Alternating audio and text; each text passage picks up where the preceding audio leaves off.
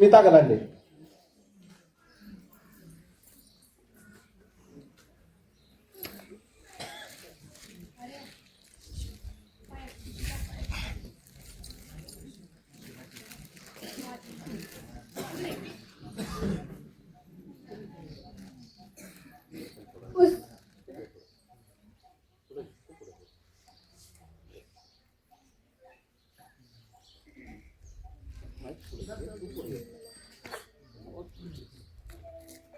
उत्सव तीन रंगांचा आभाळी आज सजला. उत्सव तीन रंगांचा आभाळी आज सजला. नतमस्तक मी त्या सर्वांची ज्यांनी हा भारत देश घडवला, ज्यांनी हा भारत देश घडवला.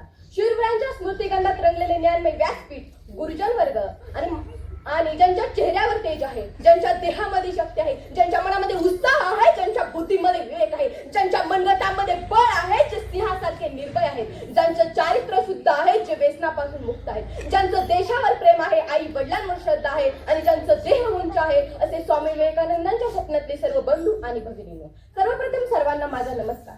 आज 26 जानेवारी म्हणजेच प्रजासत्ताक दिन. हा दिवस आपल्या भारतात एक राष्ट्रीय दिवस म्हणून साजरा केला जातो. हा दिवस आपल्या प्रत्येक भारतीयांसाठी आनंदाचा, उत्साहाचा व अभिमानाचा आहे. या दिवशी तुम्हा सर्वांना प्रजासत्ताक दिनाच्या हार्दिक हार्दिक शुभेच्छा.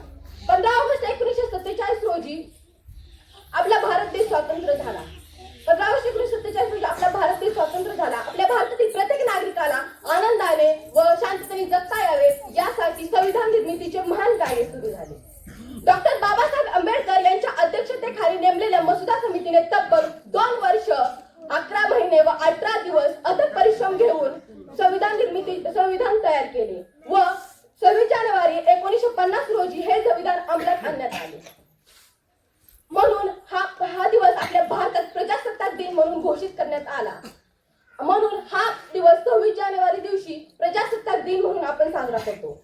भारतीय राज्यघटनेचे शिल्पकार डॉक्टर बाबासाहेब आंबेडकर, हिंदवी स्वराज्य स्थापन करणारे छत्रपती शिवाजी महाराज, करा किंवा मरा असा टोकाचा संदेश देणारे महात्मा गांधी, तुम मुझे खून दो मैं तुम्हें आजादी दूंगा अशी घोषणा करणारे सुभाषचंद्र बोस, स्त्री शिक्षणाचा पाया रचणारे सावित्रीबाई फुले, स्वराज्य हा माझा जन्मसिद्ध हक्क आहे आणि तो मी मिळवणारच अशी सिंहगर्जना करणारे लोकमान्य टिळक. सिंहगर्जना करायला काळीच पण सिंहाचेच लागते. सिंहगर्जना करायला काळीच पण सिंहाचेच लागते. म्हणून या शूरवीरांच्या चरणाशी मान माझी सदैव झुकते, मान माझी सदैव झुकते. अशा या शूरवीरांच्या कार्याचा, त्यांनी केलेल्या पराक्रमाचा व त्यांनी केलेल्या त्यागाची आठवण करून देणारा हा क्षण आहे. शिवाजी म्हणजे काय? शिवाजी म्हणायचं तरी कोणाला? जो 65 किलोची तलवार वागवतो त्याचं नाव यसाजी. जो 8 तासात घोडा पुण्याहून दिल्लीला घेऊन येतो त्याचं नाव संताजी. जो हात तुटला तरी शत्रूची झुंजत राहतो त्याचं नाव बाजी. जो त्या ढाणाला वाघाला सामोरे जातो आणि त्याला उभा काढतो त्याचं नाव संभाजी. आणि या सगळ्यांना घेऊन स्वराज्याचं तोरण बांधतो त्याचं नाव शिवाजी. अहो, शिवाजी महाराजांच्या चारित्र्य शुद्ध होते. एके दिवशी शिवाजी महाराजांच्या सेवकांनी शिवाजी महाराजांसमोर एक सुंदर, रूपवान व देखणी अशी स्त्री उभी केली. त्यांना वाटलं स्त्री सुंदर आहे, देखणी आहे, महाराज नक्कीच आपल्या भेटीचा स्वीकार करतील. महाराजांनी त्या स्त्रीकडे पाहिले आणि म्हणाले, माझी आई ही तुमच्यासारखीच देखणी व रूपवान असती तर मीही असा देखणा व रूपवान झालो असतो. जशी काही स्त्री आपल्या माहेरी आली आहे असा सन्मान तिचा केला गेला व तिला साडी चोळी घेऊन तिच्या दरबारी सुपूर्द करण्यात आली. अशा ह्या छत्रपती शिवाजी महाराज परस्त्रीला माते समान मानायचे. अशा ह्या छत्रपती शिवाजी महाराजांच्या विचारांची आज समाजाला गरज आहे. अहो, दारू तंबाखू गुटखा खाऊन मिळते तरी काय? दारू तंबाखू गुटखा खाऊन मिळते तरी काय? जर रात्री 12 नंतर एखादी परस्त्री दिसली जे तिला समजतील आपली माय, तेच असतील या कलियुगातील खरे शिवराय, खरे शिवराय.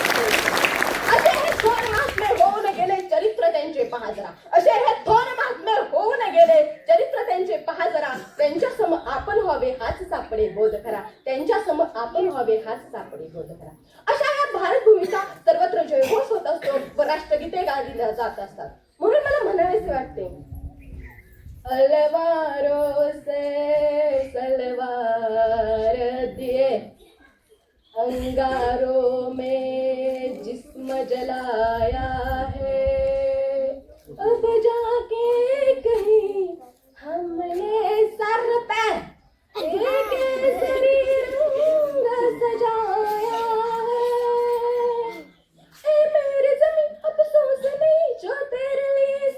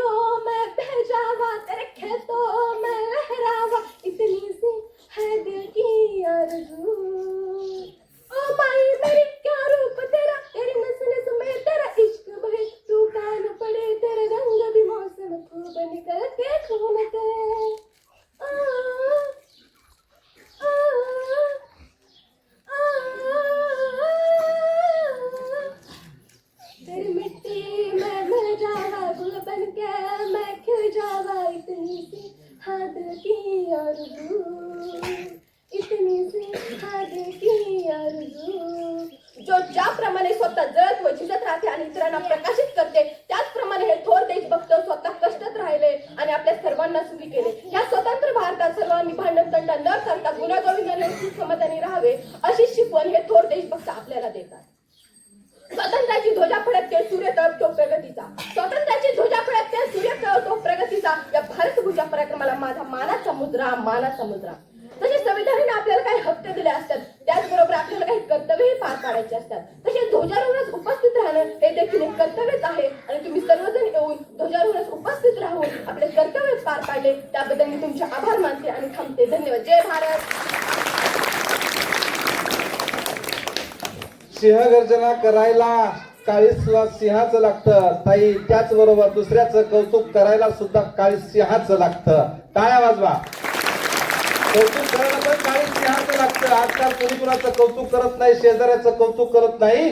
शेजाऱ्याचं लेकरू शिकलं, शेजाऱ्याचं लेकरू चांगलं साहेब झालं तर ह्याला वाईट वाटतं, परंतु त्यासाठी सुद्धा सिंहाचं काळीज लागतं. धन्यवाद.